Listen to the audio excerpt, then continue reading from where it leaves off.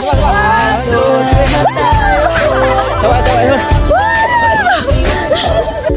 mga moms! In today's video, nagpunta kami dito sa Island of Malalisong.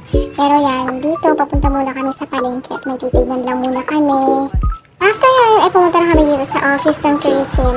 Tapos, nagpa-register lang kami. Sinunod lang namin yung mga name namin, ages and whatsoever. Pagtapos nga, ayan, meron na kami sundo. 2 baruto kasi 12 kami. Hindi kami kaso sa isa, so 2 baruto yung nagsundo sa amin.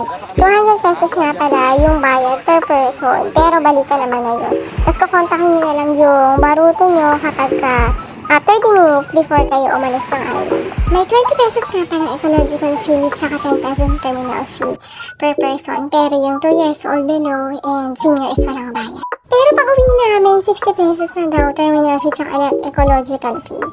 Pero ayun, sinunod pa rin naman yung old na pricing.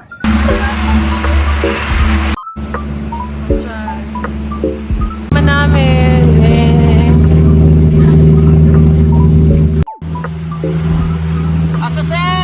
Asasen!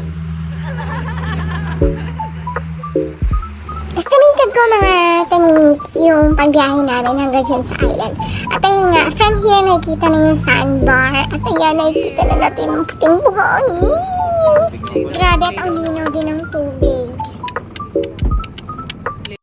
Ayan na, bababa na ating Disney princess. Sino dapat yung Nanay Christy dyan? Ayan, tinanong lang namin si Kim kung saan kami Okay. kay Nanay Christy. sila? Ay pa pala. Papunta na nga kami sa bahay ni Nanay Christy. Medyo malayo lang siya sa sandbar.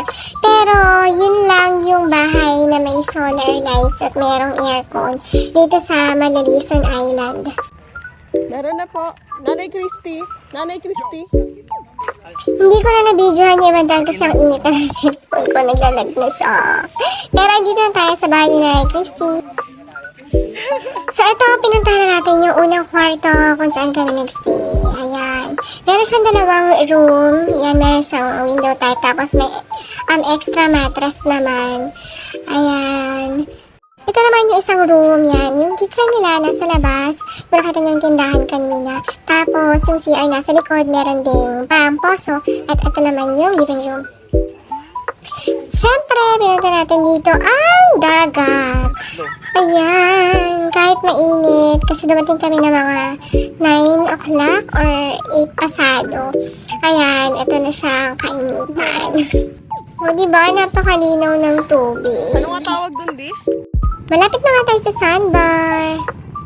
Ayan, ang ganda ng tubig. Hindi siya maalon.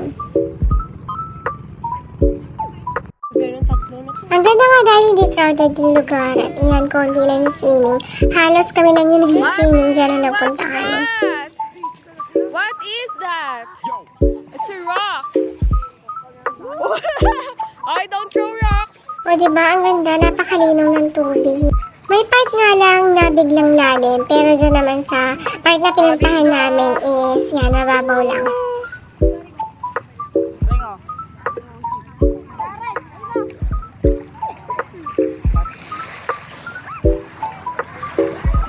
At sinulit nga namin yung buong araw. Yan, nag-stop na kami ng tanghali at natulog. Tapos bumalik na naman kami ng hapon.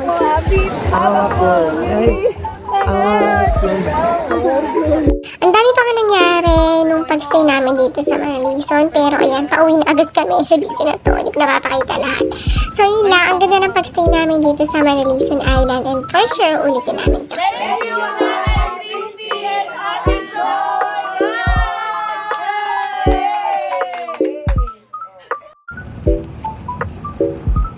We're going home. Thank you, Mara Reason. Ayan, pabalik na nga tayo ng Tibiao sa hometown ni Daddy, ni Sir Kim. Thank you mga reason sa magandang experience. Merong masaya, meron nakakabawi, nakakatakot. So lahat na na-experience namin.